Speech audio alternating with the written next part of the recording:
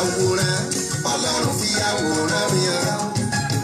Àwòrán Ọlọ́run fi àwòrán mi hàn o. Ènìyàn tí ó mọ̀ mi jẹ́ kó ra àwòrán mi. Àwòrán Ọlọ́run fi àwòrán mi hàn níbi gíga. Ọlọ́run mo bẹ̀ ọ́ lọ́dún yìí o. Àwòrán Ọlọ́run fi àwòrán mi hàn. Àwòrán Ọlọ́run fi àwòrán mi hàn. Ènìyàn tí ó mọ̀ mi jẹ́ kó ra àwòrán mi. Àwòrán Ọlọ́run fi àwòrán mi hàn níbi gíga. Àwòrán o Ọlọ́run fi àwòrán mi hàn. Àwòrán o Ọlọ́run fi àwòrán mi hàn. Ọjọ́ ń lọ bàbá. Àwọn kan ti ń pè mí, wọ́n máa fẹ́ ra àwòrán mi. Bàbá mi ọjọ́ ń lọ, níbo ni àwòrán ògo mi wà wò? Àwòrán Ọlọ́run fi àwòrán mi hàn níbi gíga. Àwòrán Ọlọ́run fi àwòrán mi hàn. Àwòrán mi hàn o. Ọlọ́run fi àwòrán mi hàn. Ènìyàn tí ó mọ̀ mi Àwọn tí ó jẹ́ kó ra àwòrán mi. yẹ́n àwòrán dá mi. Àwòrán Ọlọ́run fi àwòrán mi níbi gíga. Àwọn kan ti rí mi, wọ́n ráwòrán mi nínú oko.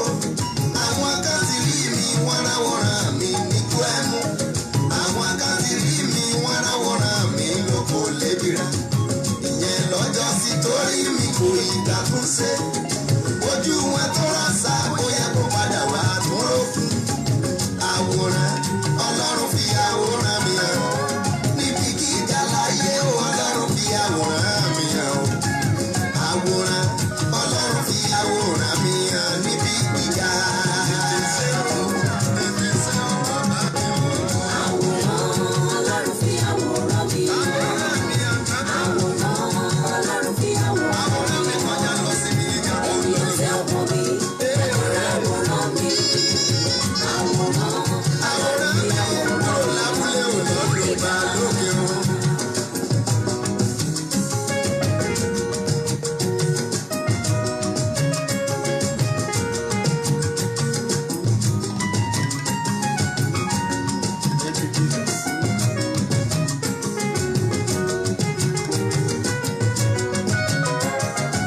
Kò fàwòrán Mọ́dékà ìyàn fọ́ba o. Kábíyèsí ó lè sùn àfìgbà tó ṣe lóore. Kò fàwòrán Mèfíbóṣẹ́tì hàn fún Dáfídì. Owó tá ìlera rẹ̀ kábíyèsí tún dá lọ́lá. Àwọn tí kò ní wo àbùkù ayé mi. Olóore tí ó ní wo ọ̀rọ̀ ẹ̀gàn tí ọ̀tá sọ. Àwòrán Ọlọ́run fi àwòrán mi hàn fún olóore. Àwòrán Ọlọ́run fi àwòrán mi hàn. Àwòrán Ọlọ́run fi àwòrán mi hàn. Àwòrán mi hàn o. Ènìyàn tí ó mọ̀ mi jẹ́ kó ra àwòrán mi. Àwòrán Ọlọ́run fi àwòrán mi hàn níbi gíga. Aráwòrán Jósẹ́fù ní Íjíbítì lọ́jọ́sí. Àti kọ́rí onínú kòtò kànga tí ó lómi. Àtúnwárí o lẹ́ẹ̀kejì àrílókò ẹrù. Láti ibẹ̀ lárí lọ́gbà ẹ̀wọ̀n gbòógà púpọ̀. Ṣùgbọ́n ní ìkẹyìn aráwòrán rẹ̀ láàfin. Lẹ́tà bíi márùn-ún ní ìrírí tí Jósẹ́fù ní. Peace to Potiphar house, Potiphar house to prison. Prison to palace, palace to prime minister. Ó dá láṣẹ nìyẹn. Àwòrán Ọlọ́run fi àwòrán mi hàn. Ènìyàn tí ó mọ̀ mi jẹ́ kó ráwòrán mi. Àwòrán Ọlọ́run fi àwòrán mi hàn níbi gíga.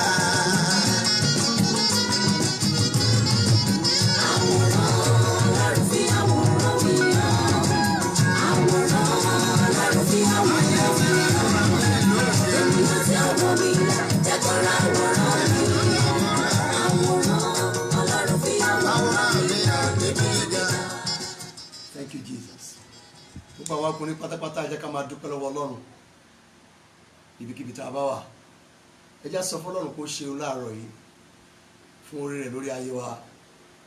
kábàárì rí mi ìgbà náà ni o ẹ fi ọpẹ́ fún olúwa bíbélì ló sọ bẹ́ẹ̀ bóyá afẹ́ àbákọ̀ ó ní ẹ fi fún olúwa ipòkípò tá a bá wà ẹ jẹ́ ká wọ ẹ̀ sí ayọ̀ torí ayọ̀ ọlọ́run lágbára wa ọlọ́run ò ṣe lórí ọ̀rọ̀ ayé mi ọ̀rọ̀ mi ò tí ì yọrí sí ikú ohun tó ń ṣe mí kò ti sún mi wọ sàréè ẹ jẹ́ ká máa dúpẹ́ lọ́wọ́ ọlọ́run gbogbo ibi tá a bá wà gbogbo àwọn ọkùnrin káàkiri gbogbo àgbáyé begin to thank him ọlọ́run mo dúpẹ́ ní ọwọ́ rẹ oore rẹ agbára rẹ ìdáǹdè ẹ àánú ẹ ojú rere rẹ ìfẹ́ inú rere rẹ sí mi ìrànlọ́wọ́ rẹ ibi tó ti mú ayé mi bọ̀ ibi tó mú ayé mi dé ibi tó mú ayé mi lọ ó pa mí tì sí ọwọ́ ọ̀tá láti ṣẹ́ níṣẹ́ láti dá lóró ó dá àdúrà mi padà sí mi láyà ọba tó ṣílẹ̀kùn àánú àti ìfẹ́ rẹ̀ ẹjá jọ máa gbé ọlọ́run ga gbogbo tí a bá wà gbogbo àwọn ọkùnrin pátá ẹjá máa yin Jésù ọlọ́run mo dúpẹ́ ní ọwọ́ rẹ ọ̀rọ̀ mi ò ti yọrí sí ọgbà ẹ̀wọ̀n ọ̀rọ̀ mi ò yọrí sí sàréè bí èèyàn bá ti jáde láyé case close ni kò ní pé èèyàn tún review ẹ̀ mọ́ ó ti lọ níwọ̀n gbà tí ẹ̀mí àti ẹ bá wà ọ̀rọ̀ wípé gbogbo tó ní ẹ̀mí ẹ máa fi èyí fún olúwa ẹjá máa dúpẹ́ ní ọwọ́ rẹ̀ ọlọ́run ó ṣe oore rẹ lórí ẹ̀mí mi ó gbà fún ọ̀tá láti já okùn ẹ̀mí mi dànù ẹ̀mí mímọ́ ó yọ̀ǹda fún ọ̀tá láti rẹ́ okùn ẹ̀mí mi sọnù ẹjá máa dúpẹ́ lọ́wọ́ Jésù olúwa ó ṣe o Jésù wípé nítorí pé mo wà láàyè ìwọ náà yóò wà láàyè because I live you shall live also ẹjá máa dúpẹ́ lọ́wọ́ Jésù ẹni tó mú wa wà láàyè ẹjá jọ sapẹ́ fún ká pàtẹ́wọ́ fún ká máa dúpẹ́ lọ́wọ́ ẹ̀ ọlọ́run oore rẹ pọ̀ oore rẹ ga oore rẹ ò ṣe é ṣàlàyé oore rẹ ò lóṣùwọ̀n lórí ayé mi ẹ dúpẹ́ lọ́wọ́ Jésù o bàbá mo gbé ọ̀gá o jẹ́ kí ọ̀rọ̀ mi ti yọrí sí kú ẹ̀mí mímọ́ o jẹ́ kí ikú ó ti yọ̀ lórí àyànmọ́ mi lórí ayé mi ọlọ́run mo dúpẹ́ lọ́wọ́ rẹ pé ìdásí àti ààbò mo gbé orúkọ rẹ ga ọlọ́run gbọ́ àdúrà náà ní orúkọ ti Jésù Kristi olúwa wa amen amen ẹ já sọ fún ọlọ́run ẹ̀mí mímọ́ ká tó tẹ̀síwájú olúwa jẹ́ kí ẹ̀jẹ̀ ọ̀dọ́ àgùntàn náà kó gba ìjà mi jà láàárọ̀ yìí jẹ́ kí ẹ̀jẹ̀ ọ̀dọ́ àgùntàn náà kó gba ìjà mi jà ọ̀rọ̀ wípé wọ́n sì ṣẹ́gun rẹ̀ nítorí ẹ̀jẹ̀ ọ̀dọ́ àgùntàn náà ọ̀rọ̀ wípé nípa ẹ̀jẹ̀ májẹ̀mú ẹ̀ èmi ò mú àwọn òǹdè rẹ kúrò nínú kànga tí kò lómi ẹ̀jẹ̀ máa ń jà fún yàn olúwa jẹ́ kí ẹ̀jẹ̀ Jésù ẹ̀jẹ̀ tí ò lábàwọ́n tí ò lábùkù ẹ̀jẹ̀ Kristi jẹ́ kó gba ìjà mi jà láàárọ̀ yìí ó yá ẹ pé orúkọ Jésù àdúrà ní orúkọ Jésù bàbá ní orúkọ Jésù ní àárọ̀ yìí jẹ́ kí ẹ̀jẹ̀ ọ̀dọ́ àgùntàn náà kó gba ìjà mi jà kó gba ìjà mi jà lórí gbogbo olùfisùn lórí gbogbo ìfisùn lórí gbogbo ìdálẹ́bi lórí gbogbo ìdálẹ́bi lórí gbogbo ẹjọ́ tí ọ̀tá fẹjọ́ mi sùn sí lórí gbogbo ìgbèkègbodò ọ̀tá lórí ọ̀rọ̀ ayé mi ní orí ètò yìí nínú àdúrà yìí jẹ́ kí ẹ̀jẹ̀ Jésù gba ìjà mi jà ẹ̀jẹ̀ Jésù jà fún mi o akọ̀ǹpé àwa ní ìràpadà nípa ẹ̀jẹ̀ rẹ̀ olúwa láàárọ̀ yìí jẹ́ kí ẹ̀jẹ̀ ọ̀dọ́ àgùntàn kó gba ìjà mi jà nínú ara nínú ẹ̀mí ìwọ ẹ̀jẹ̀ Jésù ó yá gba ìjà mi jà ìwọ ẹ̀jẹ̀ Jésù máa jà fún mi ìwọ ẹ̀jẹ̀ Jésù gba ẹjọ́ mi rò ní orúkọ ti Jésù Kristi olúwa wa amen mo fi ẹ̀jẹ̀ Jésù gbòyìn gbogbo bí tí ẹ bá wà mo fi ẹ̀jẹ̀ Jésù gbó ilé yín sà mo fi ẹ̀jẹ̀ Jésù gbó ayé àtọmọ mo fi ẹ̀jẹ̀ Jésù gbó ilé yín àti iṣẹ́ yín mo fi ẹ̀jẹ̀ Jésù yí yín ká mo ti fi ẹ̀jẹ̀ Jésù olùgbàlà mo fi yí ibi tèmi náà wà ìká mo dá ẹ̀jẹ̀ Jésù síra mi lórí àti gbogbo ibi tèmi náà wà yìí bí olúwa ti ń bẹ tí ẹ̀mí ẹ̀ wà mo sọ tẹ́lẹ̀ lórúkọ olúwa ìrìnkèrindò sàtánì ète èṣù ìgbékalẹ̀ ọ̀tá ìdojúkọ ogun òkùnkùn lòdì sí ìpàdé yìí láàárọ̀ yìí nípa agbára tó wà nínú ẹ̀jẹ̀ Jésù ẹ dákẹ́jẹ́ ní orúkọ Jésù ẹ sọ ìdáwọ́ yín lẹ̀ ìṣẹ́gun kó padà sọ́dọ̀ àwọn ọmọ Ọlọ́run ògo Jésù kó dẹ̀ di mímọ́ Ọlọ́run gbọ́ àdúrà náà adá ògo padà sọ́dọ̀ rẹ Jésù afọlá àti ògo fún wọn lónìí àgbẹ̀ọ̀gá kó tó rìn pẹ̀lú agbára ó sì dá wa láre pátápátá bàbá ní orúkọ Jésù olúwa gba ọpẹ́ wa lórí ètò yìí yìnrìn ààrẹ lógo olúwa bá wa sọ̀rọ̀ ẹ ṣí wa níyè ẹ tọ́ wa nínú àdúrà, ẹ kọ́ wa nínú àdúrà kí ìṣẹ́gun jẹ́ tiwa, ògo kó jẹ́ tiwọ Jésù olùgbàlà. Ọlọ́run gbọ́ àdúrà náà ní orúkọ ti Jésù Kristi Olúwa wa. Amen. Hallelujah. Praise the Lord. Orúkọ mi lẹ́ẹ̀kan sí ni wòlíì àti ajínrere Timothy Ọbáfẹ́mi. Mo kí gbogbo ẹ̀yin ọmọ Ọlọ́run pátápátá, pàápàá jùlọ ẹ̀yin bàbá mi, ẹ̀yin ọ̀rẹ́ mi lọ́kùnrin nínú Kristi Jésù olùgbàlà. Ètò wa lórí afẹ́fẹ́ nínú iṣẹ́ ìránṣẹ́ CAC Covenant Light kò fi tẹ̀sí ṣe rárá. Náà mo tún dúpẹ́ lórí gbogbo àwọn ẹlẹ́sìn kejì, àwọn mùsùlùmí, ilé tí wọ́n fi orí ọ̀fẹ́ àti ìfẹ́ Kristi tí wọ́n fi wo ètò yìí tí wọ́n sì ń gbàdúrà. Gbogbo wa pátá ọ̀rọ̀ Ọlọ́run wípé yóò sì já sí ẹ̀rí fún yín bí Olúwa ti ń bẹ tí ẹ̀mí ẹ̀ wà, torí pé gbàgbọ́. Àdúrà yìí lórúkọ Jésù yóò di testimony fún yín. Ìrànlọ́wọ́ Ọlọ́run yóò lé yín ní àlébá. Gbogbo bí tí ẹ bá wọ̀ láyé, àánú Ọlọ́run yóò ká yín mọ́bẹ̀. Ògo ni fún Jésù Olúwa. Praise the Lord. Ìpàdé àwọn ọkùnrin, ìpàdé àdúrà ló jẹ́. Ẹ̀dẹ̀mọ̀ ìpàdé tí Ọlọ́run bá ti lo wòlíì àti ajínrere láti organize, ó máa ń kún fún ìsọtẹ́lẹ̀ àti àdúrà. Ìpàdé yìí kì í ṣe ìpàdé ìdánilẹ́kọ̀ọ́, ìpàdé àdúrà ló jẹ́. Ọ̀tọ̀ ni iṣẹ́ ìránṣẹ́ ìdánilẹ́kọ̀ọ́, ọ̀tọ̀ ni iṣẹ́ ìránṣẹ́ àdúrà. Ohun tí wọ́n rán mi ni mò ń ṣe. Mi wá ṣètò ìdánilẹ́kọ̀ọ́ lórí ayélujára. Agbára àdúrà èyí tí Ọlọ́run fi bá bàbá wa àpọ́sítélì àgbáni Joseph Ayọ̀délé Babalọ́lá ṣiṣẹ́, èyí tí a jẹ́ olùkópa nínú ẹ̀. Iṣẹ́ yẹn là ń mú tẹ̀síwájú lórí afẹ́fẹ́. Mo wá láti inú ìjọ CAC Covenant Light, níbi tí agbára àdúrà tó ti ń ṣiṣẹ́ bí ìmọ̀nà wà. Gbogbo àwọn tá a bá gbàgbọ́ nínú ẹ̀, ọ̀rọ̀ wípé Ọlọ́run kan wà tó ń dáhùn àdúrà. Bíbélì pé lọ́dọ̀ rẹ̀ ní gbogbo ènìyàn ń bọ̀. So nítorí náà gbogbo àwọn tá a gbàgbọ́ nínú agbára àdúrà, ìṣẹ́gun ń bọ̀, testimony ń bọ̀, ìgbéga ó sì ń bọ̀. Lórúkọ Jésù, ọwọ́ ìgbédìde kó wọnú ayé yín. In the mighty name of Jesus. Ní àárọ̀ yìí ká tó lọ bẹ̀rẹ̀ ìpàdé ọkùnrin àdúrà ni. Ó ní mo ṣe pè ní Covenant Men Prayer Program. Àwọn ọkùnrin tí wọ́n jẹ́ ẹni májẹ̀mú, ọmọ májẹ̀mú Ọlọ́run tí wọ́n ń gbàdúrà. Àwa la ní ìpàdé yìí. Kí ló fà á? Ohun tó ń bẹ níwájú wa ó kún fún ọ̀pọ̀lọpọ̀ ìpèníjà. Ògo tá a wá fìdí ẹ̀ múlẹ̀ láyé, ìpèníjà wà níwájú ẹ̀. Mi ìfẹ́ ká lọ láyé bí ẹ tí wọ́n kọ orúkọ ẹ̀ sórí iyanrìn. Nígbà tí afẹ́fẹ́ fẹ́, orúkọ yẹn parẹ́. Bó ṣe rí orúkọ tó wà lára mábù, tó wà lára àpáta, kì í parẹ́ bọ̀rọ̀. Jẹ́ kí òjò rọ̀, jẹ́ kí òòrùn rọ̀, jẹ́ kí ìrísẹ̀, orúkọ yẹn yóò wà ńbẹ̀. Ìran yóò máa ta láti dìde láyé. Nítorí náà orúkọ rẹ, orúkọ mi, ó gbọ́dọ̀ wà lára mábù nínú ìrandíran tó wà nínú ayé yìí. So ká má bàa padà sáàárín àwọn tí wọ́n kọ orúkọ wọn nínú iyanrìn lọ́jọ́ tí òjò rọ̀, lọ́tọ́ jẹ́ afẹ́fẹ́ fẹ́, ṣe ló gba orúkọ yẹn. Àwọn èèyàn kọjá ń bẹ̀, wọn rí orúkọ yẹn. Mo fẹ́ sọ tẹ́lẹ̀ bí Olúwa ti ń bẹ tí ẹ̀mí ẹ̀ wà.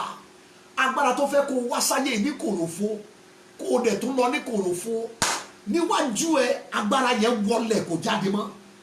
In the mighty name of Jesus. Ká tó lọ bẹ̀rẹ̀, mo fẹ́ ká gbàdúrà pẹ̀lú ìtara nínú ìwé wòlíì Isaiah chapter 47 and verse 6. Èmi ti bínú sí ènìyàn mi, èmi ti sọ ilẹ̀ ìní mi di àìmọ́, mo sì ti fi wọ́n lé ọ lọ́wọ́. Ìwọ kò káàánú wọn, ìwọ fi àjàgà wúwo, ìwọ fi àjàgà wúwo lé àwọn alàgbà lórí. Àwọn alàgbà tán sọ ńbẹ̀ yẹn, àwọn ọkùnrin ni. Agbára wà nínú ayé yìí tó ń gbé àjàgà sórí ọkùnrin kó má bàa dìde láyé. Nítorí èyí là ń gbàdúrà. Ẹ pe orúkọ Jésù pẹ̀lú ìtara, ẹ̀yin bàbá mi, ẹ̀yin ọ̀rẹ́ mi lọ́kùnrin, ẹ̀yin àbúrò mi nínú Kristi lọ́kùnrin tí ẹ fi orí ọ̀fẹ́ Jésù wo ètò yìí. Gbogbo mi tí ẹ bá ti ń wò mí, ẹ fi ìtara ń gbàdúrà. Àdúrà kì í kú o, ṣe ló máa ń gba ládùúà là. Àdúrà yìí tó bá ń gbà lórí ẹ bàbá, ó níbi táwọn ọmọ ẹ láyé yóò jìyà mọ́ kí wọ́n tó dìde.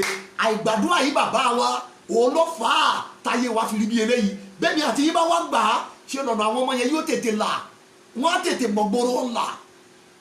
kọjọ́ tó lọ orúkọ Jésù lẹ́ẹ̀kan ṣoṣo báyìí la ó gbàdúrà ẹ̀yin àjàgà àdàbí èpè ọkùnrin tó ń wò mí gbàdúrà o ẹ̀yin àjàgà àdàbí èpè ètè ń dojú ìjà kọ ìgbénìde mi láyé nípa agbára ẹ̀jẹ̀ Jésù Kristi ẹ já ìdè yín lára mi ẹ pé Jésù yá àdúrà ní orúkọ Jésù ní orúkọ Jésù ní orúkọ Jésù ẹ̀yin agbára àjàgà àdàbí èpè ẹ̀yin àjàgà àdàbí èpè tẹ́ ń dojú ìjà kọ ìgbénìde mi tẹ́ ń dojú ìjà kọ àṣeyọrí mi tẹ́ ń dojú ìjà kọ àlàjá mi láyé nípa agbára tí ń bẹ nínú ẹ̀jẹ̀ Jésù ẹ máa já ìdè yín lára mi ẹ máa já ẹ máa já ẹ máa já ẹ máa já ẹ máa já ní orúkọ Jésù ẹ máa já ní orúkọ Jésù ẹ máa já nípa agbára ẹ̀jẹ̀ Jésù ẹ máa já ẹ̀yin àjàgà àdàbí èpè níbo lẹ ti wá tẹ́ ń dojú ìjà kọ ìgbénìde mi tẹ́ ń dojú ìjà kọ àlàjá mi tẹ́ ń dojú ìjà kọ ògo mi tẹ́ ń dojú ìjà kọ ìgbéyàwó mi ìrọ̀lẹ́ pa ẹ̀yin àjàgà àdàbí èpè tẹ́ ń dojú ìjà kọ àlàjá kọ ìgbénìde mi àti ìdáwọ́lé mi nínú ara àti nínú ẹ̀mí nípa agbára tí ń bẹ nínú ẹ̀jẹ̀ Jésù ẹ máa já ìdè yín lára mi ẹ máa já lórúkọ Jésù ẹ máa já lórúkọ Jésù ẹ jẹ́ dànù ayé mi gba òmìnira ní orúkọ Jésù Kristi Olúwa wa mo dúró nípa agbára ìfàmìlóyún ẹ̀mí mímọ́ àkọ́pẹ́ nígbà ìfàmìlóyún yìí yóò sì ṣe ní ọjọ́ náà á gbé ẹrù ẹ̀ kúrò léjìká ẹ̀ á sì mú àjàgà náà kúrò ní ọrùn ẹ̀ á ó sì bà àjàgà náà jẹ́ nítorí ọ̀rá púpọ̀ ọ̀rá yìí òun là ń pè ní òróró nípa ìfàmì òróró yẹn ẹ̀mí mímọ́ lónìí àjàgà àdàbí èpè nítorí àkókò ni mo ṣe fẹ́ gé kúrò ẹgbẹgbẹ̀rún ọkùnrin láyé ló wà lábẹ́ èpè tó gbóná burúkú èpè tí wọ́n fi àdàbí gbélé wọn lórí bí àjàgà gbogbo èyí tí ò ń gbẹ òmìnira ń gbẹ nínú ara nínú ẹ̀mí nínú ìgbéyàwó nínú ìdáwọ́lé nínú okòwò nínú ètò ìṣúná ẹ̀yin ní kẹ́ ìgbàgbọ́ sàmì nínú Kristi báyìí mo dúró nípa agbára pàmìlóyún ẹ̀mí mímọ́ àjàgà àdàbí èpè tó dá egúnlẹ̀ tó sọ ẹ́ di àdìkalẹ̀ ẹrù tó lọ́wọ́ nígbà kó dìde dolókìkí bí ọkùnrin láyé nípa agbára pàmìlóyún ẹ̀mí mímọ́ àjàgà yẹn já lọ́wọ́ ẹ̀ ó já lẹ́sẹ̀ ẹ̀ ó já lẹ́rù ẹ̀ àjàgà yẹn bọ́lẹ̀ ayé ẹ̀ dìde òmìnira sáwọ́nú ìpín ẹ̀ ní orúkọ Jésù Kristi Olúwa wa amen hallelujah praise the Lord amen láàárọ̀ yìí gbogbo ẹ̀yin bàbá ọlọ́kùnrin àti lóbìnrin mo fẹ́ kẹ́ tẹ́tí sí mi àkórí ọ̀rọ̀ ìyànjú wa láàárọ̀ yìí ká tó lọ gbàdúrà àdúrà lẹ́yìn ètò yìí àdúrà àwọn ọkùnrin ni gbogbo ẹ̀yin tẹ́ jẹ́ ojúlówó ọkùnrin láyé gbogbo ẹ̀yin tẹ́ jẹ́ ojúlówó ọkùnrin láyé tí òye ọ̀rọ̀ ẹ̀mí yé yín ẹ jẹ́ ká jọ gbàdúrà ajá tó ń gbó ní nítorí o ìṣẹ́ kìí sí iṣẹ́ lásán ọ̀pọ̀ ọkùnrin láyé ní òrìn lóòró agbára kan ti tẹ̀ wọ́n bí ọkùnrin bá ti tẹ̀ ohun tó tẹ̀ pọ̀ bí ọkùnrin bá nàró láyé ohun tó nàró láyé pọ̀ ó pé gbèje ìdí ni nígbà tó bá lajúlẹ̀ tí ọ̀tá tẹ orí ẹ̀ bá ohun tí ò ní dìde láyé ẹ̀ ó pọ̀ so má gbà kí ọ̀tá tẹ̀ ẹ́ lórí bá sọ tẹ̀lé mi sọ pé mo kọ̀ láti tẹríba fún ọ̀tá mi in the mighty name of Jesus àkórí ọ̀rọ̀ ìyànjú wa láàárọ̀ yìí ó ní mo pè ní gbígbàdúrà lòdì sí ọ̀tá òmìnira ẹ ó dẹ̀ tún lè pè ní ọ̀tá òmìnira mi ó gbúdọ̀ kú enemy of my freedom must die àkórí yìí ti sọ́ra ẹ ìjẹ́ mẹ́yẹ ọkùnrin láyé tí ò lómìnira láti dà ohun tó yẹ kán dà láyé láti dé ibi tó yẹ kán dé láyé nínú ara nínú ẹ̀mí láti gbà ohun tó yẹ kán gbà láyé nínú ara nínú ẹ̀mí láti jẹ ohun tó yẹ kán jẹ láyé, láti jẹ ohun tó yẹ kán jẹ láyé nínú ara nínú ẹ̀mí. ìjọ mẹyẹgbẹgbẹ̀rún ọkùnrin lónìí tó ń ké ìrora ìpayín kéke níbi tí wọ́n dè mọ́. ẹ̀yin ọmọ Ọlọ́run ẹ jẹ́ ká gbàdúrà. ìjọ mẹyẹ ọkùnrin láyé tó bẹ̀rẹ̀ dáadáa, agbára kan kọlù wọn ní lágbèdè méjì ojú ọ̀nà, ó dẹ̀ pàṣẹ pé n tó gbé dání jùlẹ̀. lọ́jọ́ kan mò ń gbàdúrà nínú ìṣọ́ òru rúpọ̀ mẹ́, nígbà tó di ọjọ́ Sunday obìnrin kan wá bá mi, ó lóun láàlá nígbà tó délé. ẹ̀yin ọmọ Ọlọ́run mo fẹ́ ká pray. ní ojú àlá ẹ̀ olóhùn rí ìyá ọkọ tó jókòó sórí odó. olóhùn wá sọ pé màmá ẹ dìde lórí odó tẹ́ jókòó. olóhùn ọmọdé tó ń ṣe ń pàṣẹ fún màmá yẹn pé kó dìde kúrò lórí odó yẹn.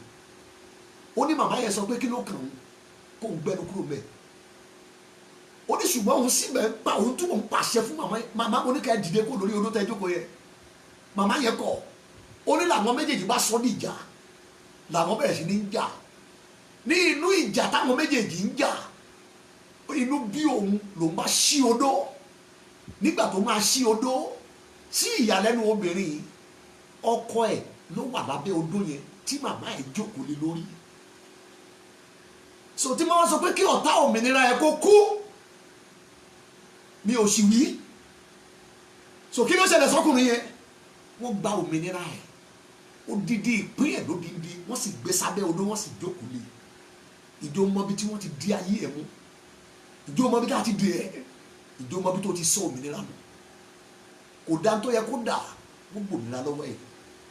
kò jẹ́ tó yẹ kó jẹ́ láyé, òmìnira náà gbà lọ́wọ́ ẹ̀. kò débi tó yẹ kó dé láyé, ọjọ́ kan ni wọ́n gba òmìnira lọ́wọ́ ẹ̀ tí wọ́n sì ta. kò ga tó bí yẹ kó ga dé láyé kó tó jáde láyé.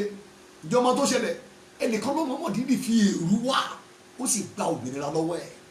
so ní àárọ̀ ìgbogbo ẹ̀ tẹ́ jẹ́ ọkùnrin, mo fi ìyọ́nú Ọlọ́run bẹ̀ wá, ẹ tẹ́tí bẹ̀lẹ̀ jẹ́ gbọ́ mi ká sì gbàdúrà. nínú ìwé Róòmù orí 9 ẹjá bẹ̀rẹ̀ ìrìn àjò yìí láti bẹ̀. nínú ìwé Róòmù orí 9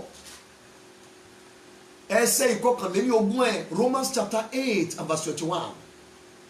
gbogbo ẹ̀yin obìnrin tẹ́ bá ń wo ètò yìí, mo fi Ọlọ́run bẹ̀ yín, ẹ gba àdúrà yìí nítorí ọkọ yín àti nítorí àkọ́bí ọmọ yín tó jọkùnrin, ajá tó ń gbó kò ní nítorí. nínú ìwé Róòmù orí 9 yẹn verse 21, nítorí a ó sọ ẹ̀dá tìká lára rẹ̀ di òmìnira kúrò nínú ẹrú ìdìbàjẹ́. ẹrú ìdìbàjẹ́ yẹn náà ń pè ní ìdè. ìdè, odidi ẹrú ìdìbàjẹ́ ni. so tí Bíbélì bá sọ pé ẹrú ìdìbàjẹ́, ìdè ni Bíbélì ń sọ. now nítorí a ó sọ ẹ̀dá tìká lára rẹ̀ di òmìnira kúrò nínú ẹrú ìdìbàjẹ́ lọ síbo? sí òmìnira ògo àwọn ọmọ Ọlọ́run. irú òmìnira tí Ọlọ́run wọ̀n dé fún àwọn ọmọ Ọlọ́run, Bíbélì pè ní òmìnira ògo, glorious liberty. Liberty that is full of glory, liberty that is full of excellence, liberty that is full of great treasures. òmìnira ògo àwọn ọmọ Ọlọ́run, òmìnira tó kún fún ògo, irú òmìnira tí Ọlọ́run wọ̀n dé fún gbogbo ọkùnrin láyé nìyẹn. a ó sọ ẹ̀dá tìká lára rẹ̀ di òmìnira kúrò nínú ẹrú ìdìbàjẹ́. ibi tí kò bá ti sí òmìnira, ẹrú ni wọ́n nínú ìran yẹn. gbogbo ibi tó bá ti rí òmìnira, ẹni ìdè ni wọ́n nínú ìdílé yẹn, ẹni ìdè ni wọ́n nínú ìran yẹn. ìlérí Ọlọ́run wípé a ó sọ ẹ̀dá tìká lára rẹ̀, a máa sọ dòmìnira kúrò nínú ẹrú ìdìbàjẹ́, kúrò nínú ẹrú ìdìbàjẹ́. ẹgbẹgbẹ̀rún ọkùnrin láyé, ó ní ọ̀tá ti dè, ayé wọn sì dàbí ẹrú. ẹgbẹgbẹ̀rún ọkùnrin ló wà nínú ayé yẹn nìsà, even láàrin àwọn kìrìsìtẹ́nì ọ̀tá ti convert wọn sí ẹni ògo láti ẹni ògo sí ẹnu ìdìbàjẹ́. Ayé ọ̀pọ̀lọpọ̀ ọkùnrin láyé original àyànmọ́ wọn, original ìpín wọn, odindi ògidì ìṣẹ̀dá wọn ẹrú ló jẹ́ lọ́dọ̀ àwọn agbára kan. Ọ̀rọ̀ wípé a ó sọ ìṣẹ̀dá tí kára rẹ̀ di òmìnira torí wọ́n ti bọ́ ha sí oko ẹrú, wọ́n ti bọ́ ha sọ́wọ́ ọ̀tá tó mú wọn lẹ́rú. Ọkùnrin tá a dé mọ́ tí a fi odó dé ògidì ayé ẹ̀ tí ìyá tó bí ilé ẹjọ́ kò lè kì í ṣe ní ògo mọ́, ó ti di ẹrú ìdíbàjẹ́. Obìnrin ló ń pẹ̀lú ìyá ọkọ mẹ́rin sí ní jà pé màmá àfikẹ́ ẹ̀ dìde lórí odó yẹn o, ọkọ mi tẹ́ ẹ jókòó lé lórí. Mo wá béèrè lọ́wọ́ ẹ̀, mo ní báwo ni láìfọ́ ọkọ yín? Ó ní tó bá ti lè gba sálárì báyìí gbà, ó ní tí ò bá ná tán sílé ọtí kì í wálé, bí ò bá ná tán sílé ọtí kì í wálé. Gbogbo sálárì tó bá ti gbà, ó ní wọ́n ti lé níbi iṣẹ́ lẹ́ẹ̀mẹ́ta, gbogbo ibi iṣẹ́ tó ti lọ apply nípasẹ̀ ọtí ni wọ́n gbà lé dànù. Àṣé kì í ṣó náà ló ń ṣe bẹ́ẹ̀, ẹni tó dẹ̀jẹ̀ lé lórí ló gba òmìnira lọ́wọ́ ẹ̀. Màmá yẹn dẹ̀ gbé sábẹ́ odó. Mo wá bẹ̀rẹ̀, mo ní ṣe ọkọ yín mà ṣé òun àkọ́ bí ìyá ẹ̀? Ó lò ní first born. Àwọn ìyá kan wà èèmọ̀ ni wọ́n ti dàbí àgbàní. Ọmọ tí ó bá ń dìde láyé wọ́n sì gbòmìnira lọ́wọ́ ẹ̀. Nígbà tó bìnrin bẹ̀rẹ̀ àdúrà, ó fi ìjà fún ìyá ọkọ ẹ̀ jà, ó dìde lórí odó. Obìnrin yẹn sí odó ẹ̀, ó gba ọkọ ẹ̀ padà tí ìyá tó bí lọ́mọ tó gbé sábẹ́ odó.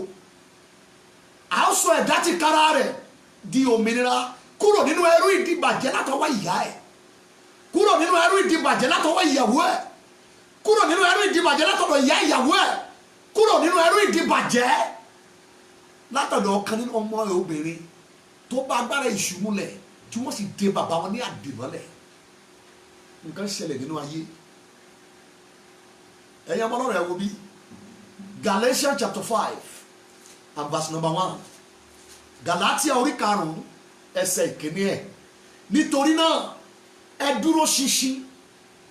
Ìtumọ̀ ni pé wàhálà lè mú, nǹkan kan lè ṣẹlẹ̀ kẹsẹ̀ yẹ, nǹkan kan lè ṣẹlẹ̀ kẹ́ni tó dúró yẹ kó ṣubú, nǹkan kan lè ṣẹlẹ̀ ó kí ẹsẹ̀ tó dúró ṣinṣin yẹn kó kúrò lórí ìlà, kó kúrò lójú ọ̀nà, kó kúrò nínú òmìnira. Gbọ́n tí ọ̀rọ̀ wí. Nítorí náà ẹ dúró ṣinṣin, ẹ mú dúró yín ló ń jẹ́ bẹ́ẹ̀, ẹ mú ìdúró yín ló ń jẹ́ bẹ́ẹ̀, torí nǹkan kan lè ṣẹlẹ̀ ó ètò olùmú kí ẹsẹ̀ yóò yẹ. Nítorí náà ẹ dúró ṣinṣin nínú òmìnira náà. Ìtumọ̀ ni pé ọ̀tá lè fàyàn tu kúrò nínú òmìnira. Agbára kan lè kọlu èèyàn kí ẹsẹ̀ yẹn jáde kúrò nínú òmìnira tá a fi sí. Agbára kan lè dìde kó sì fi èrú, ipá, ète àti ẹ̀tàn kó fi gba òmìnira kúrò lọ́wọ́ ènìyàn. Ẹ̀mí mímọ́ ní ẹ dúró ṣinṣin nínú òmìnira náà, èyí tí Kristi fi sọ wá di òmìnira, kí ẹ má ṣùṣe tó fi ọrùn bọ àjàgà ẹrú mọ́. So kíní kan wà tí bẹ́ẹ̀ ni pè ní àjàgà ẹrú, kíní kan wà tí bẹ́ẹ̀ ni pè ní ẹrú ìdíbàjẹ́. Kò sí yàtọ̀ nínú méjèèjì. Ẹni tá a ti àjàgà ẹrú bọ̀ lọ́rùn ó ti di ẹrú ìdíbàjẹ́. Ipò yìí ni gbẹgbẹ̀rún ọkùnrin wà láyé, ṣùgbọ́n tí Olúwa gbáradì ó fẹ́ sọ wọ́n di òmìnira. Ọkùnrin tí ò bá dá tí Ọlọ́run fẹ́ kó dà láyé, òmìnira ni ọ̀tá gbà lọ́wọ́ ẹ̀. Mo fẹ́ kẹ́ ẹ já gbàdúrà. Ọkùnrin tí ò bá ga débi tí Ọlọ́run fẹ́ kó ga dé láyé, ohun àkọ́kọ́ tí ọ̀tá jí ní ayé ẹ̀ òmìnira. Bí o bá ti lómìnira, o ò lè dá tó yẹ kó o dà. Bí èèyàn bá ti lómìnira, kò ní débi tó yẹ kó dé. Bí èèyàn bá lómìnira, kò ní ga débi tó yẹ kó dé. Lára kọ́mọ́dítì tí ọ̀tá bá ọkùnrin jà lé lórí láyé yìí tó ga jùlọ, ó ní òmìnira ẹ̀. Màmá yẹn gba òmìnira lọ́wọ́ ọmọ ẹ̀, ó dẹ̀ gbé sábẹ́ odó. Ìṣẹ̀lẹ̀ ń ṣẹlẹ̀ nínú ayé ẹ̀yin àyànfẹ́. Ọkùnrin kan wá síbi pápá ìsọjí, Ọlọ́run dẹ̀ single ẹ̀ out. Olúwa ní màmá ẹ̀ dà, ó ló wà lé, ó dà arákùnrin, ó lómìnira o, ẹrú ìdìbàjẹ́ ni ẹ́, ó lóun ò gbà. Ó nítorí pé òun máa ń tọ́jú màmá òun, ó lóun máa ń raṣọ, òun fún lówó, òun dẹ̀ tó ń kọ́lé fún.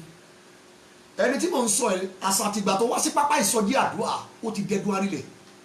Níwájú àwọn ogúnlọ́gọ̀ èrò ló ti ń jẹ́wọ́ pé òun kọ́lé fún ìyá òun, òun ra mọ́tò fún, òun fún lówó, òun ra aṣọ fún. Ìkà kò sí tó lè fi tù lójú, ohun tó fẹ́ ṣe ló fẹ́ ṣe. Nígbà tó di ọjọ́ kejì ìsọjí yẹn, ó mú màmá ẹ̀ wá. Ní ọ̀pọ̀ ọgbà ọ̀tá máa ń lò gbójú wá nínú ìṣòrí bẹ́ẹ̀, já lọ bẹ́ẹ̀, kò sí tó ṣẹlẹ̀. Ṣùgbọ́n nígbà tó débẹ̀, ó bá agbára tó ju tiẹ̀ pàdé. Màmá yẹn sì bẹ̀rẹ̀ ọ̀rọ̀, ó ló pẹ́ tóun ti dè, ẹni tó dè yẹn ló ń bọ̀. Ẹ máa kíyèsí o, ẹni tó dè yẹn ó kọ́lé fún, ẹni tó dè yẹn ó ra mọ́tò fún, ẹni tó dè yẹn ó ra aṣọ fún, ẹni tó dè yẹn ló ń bọ̀. Bíbélì wípé láti inú ìyá wọn wá ní èèyàn búburú ti yà ká. Àdúrà eléyìí má lo sentiment tí má ti ń pè é. Sórí tó bá wà tún sentimental nínú àdúrà, ọ̀tá ò ní fi ẹ́ lọ́rùn sílẹ̀. Gbogbo àwọn tó ń ṣàánú wọn á tó yẹ wípé ọwọ́ wọn ló wà lára ẹ tó fi dìde láyé. Ara ilé èèyàn lọ̀tá ẹ, ara ilé ẹni ló ń deni, ara àta ìfẹ́ tí ẹ náà ń wò. Ẹ já lọ gbàdúrà. Òmìnira ògo àwọn ọmọ Ọlọ́run, ó ní ètò tí Ọlọ́run ṣe fún ẹ, tí Ọlọ́run ṣe fún mi. Lára ohun tí ọ̀tá fẹ́ gbà lọ́wọ́ ọkùnrin láyé, ó ní òmìnira ògo tó wà lọ́wọ́ ẹ̀. Ọ̀tá mọ̀ pé tíyẹn bá ti sọnù, ẹni yẹn yóò di ẹrú ìdìbàjẹ́. Ẹlẹ́ẹ̀kejì, àjàgà ẹrú yóò bọ̀ sí lọ́rùn.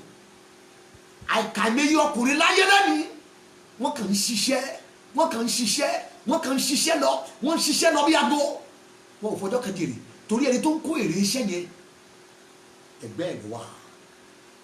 Ibi tí mo lọ lẹ́nu rè, kí là ń pè ní ẹrú ìdìbàjẹ́? Kí ni wọ́n ń pè ní àjàgà ẹrú?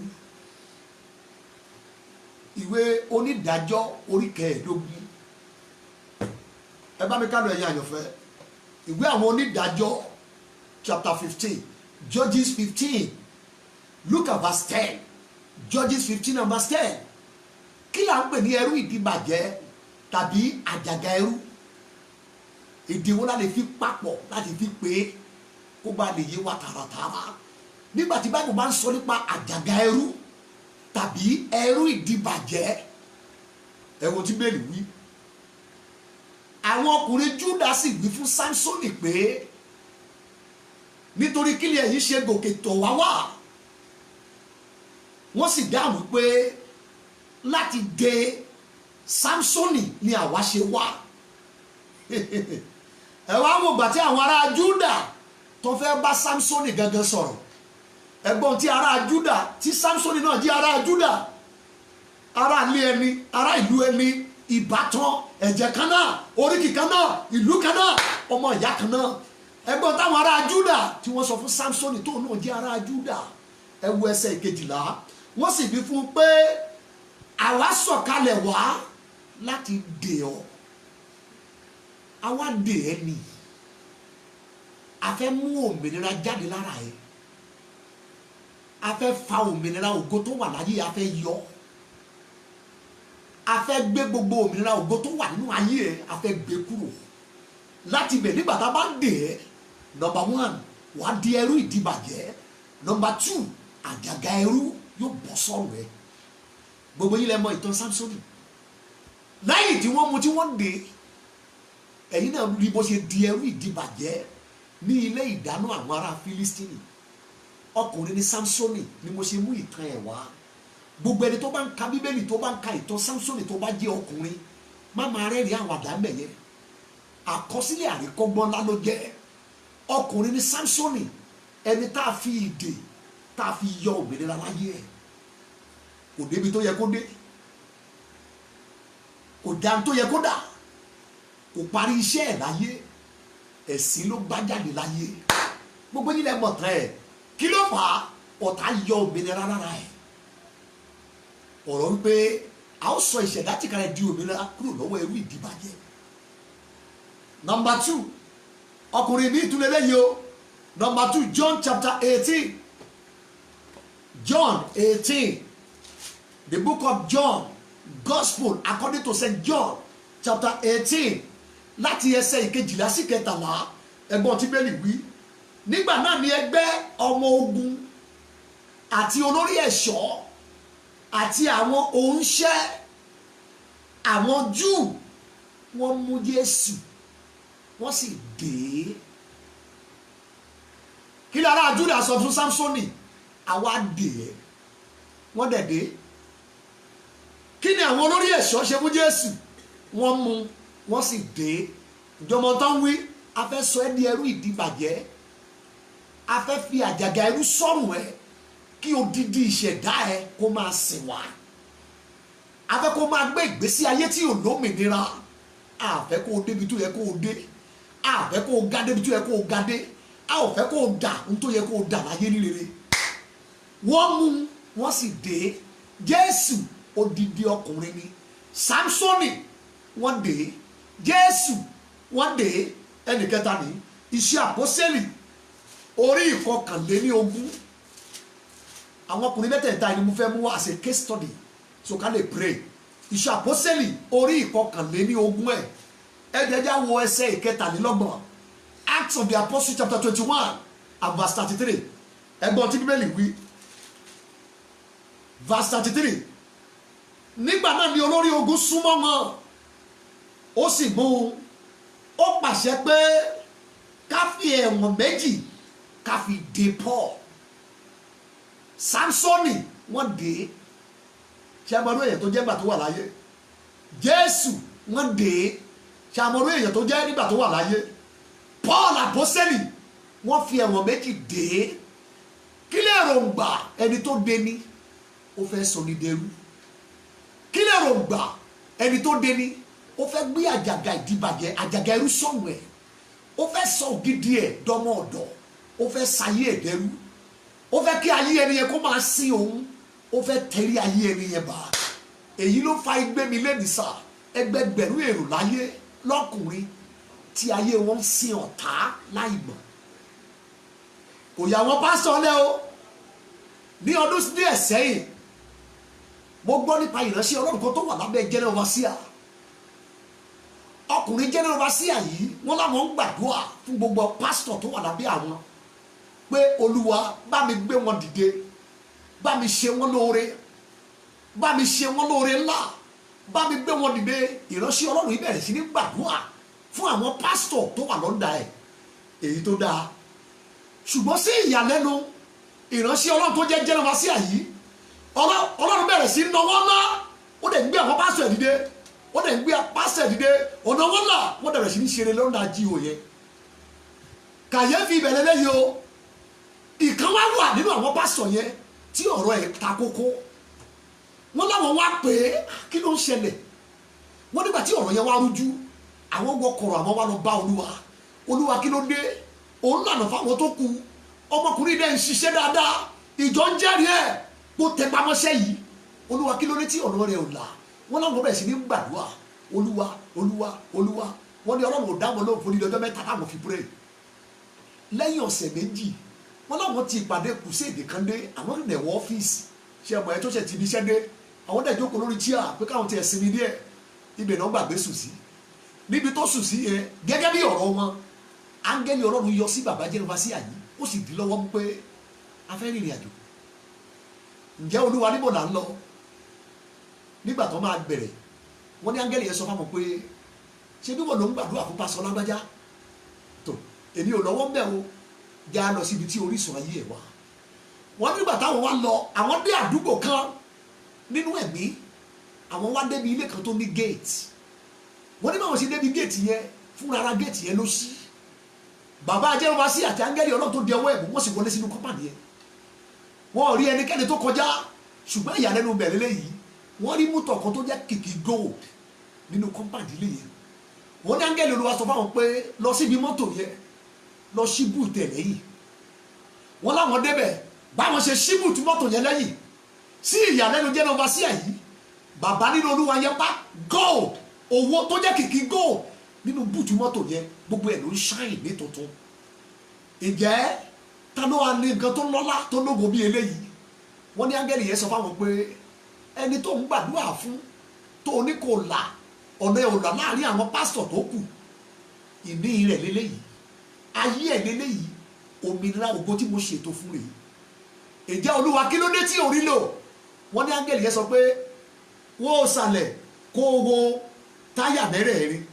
Nígbà táwọn máa mojú wò sàlẹ̀ táwọn wo táyà mẹ́rẹ̀ẹ̀rin, wọ́n láwọn rí ṣẹ̀kẹ̀ṣẹ̀kẹ̀ ńlá èyí tó so táyà mẹ́rẹ̀ẹ̀rin pọ̀, ṣùgbọ́n tí orí ṣẹ̀kẹ̀ṣẹ̀kẹ̀ yẹn tó wọnú ojú wíńdò kan lọ lára ilé yẹn. Nígbà táwọn máa nàgà wo ojú wíńdò nínú ilé yẹn tí ṣẹ̀kẹ̀ṣẹ̀kẹ̀ lọ bẹ́ẹ̀ tààrà, wọ́n láwọn obìnrin kan tó jókòó lórí bẹ́ẹ̀ tó mú ṣẹ̀kẹ̀ṣẹ̀kẹ̀ yẹn dání. Ǹjẹ́ ta lélẹ́yìí Olúwa? Áńgẹ́lì yẹn sọ fún pé ìyá pásítọ̀ tó ń gbàdúrà fún òun ló di òmìnira pásítọ̀ yẹn mú. Ǹjẹ́ kí ló ṣe? Ó ní pásítọ̀ yẹn ṣẹ̀wọ̀n, ó ra búrẹ́dì 50 naira fóun òun tó ń jẹ́ ìyá rẹ̀. Ẹ jẹ́ kí n mú ìtàn ipa tì sápá kan. Mo sọ tẹ́lẹ̀ lórúkọ Jésù, alágbára tó ń dọdẹ òmìnira ògo láyé ẹ̀, pé kì í ṣojú ayé òun ni wàá ṣe dìde, pé kì í ṣojú ayé òun ni wàá ṣe ga débi tí Ọlọ́run fẹ́ mú ẹ dé láyé. Ní orúkọ Jésù ká já okùn ẹ̀mí ẹ̀.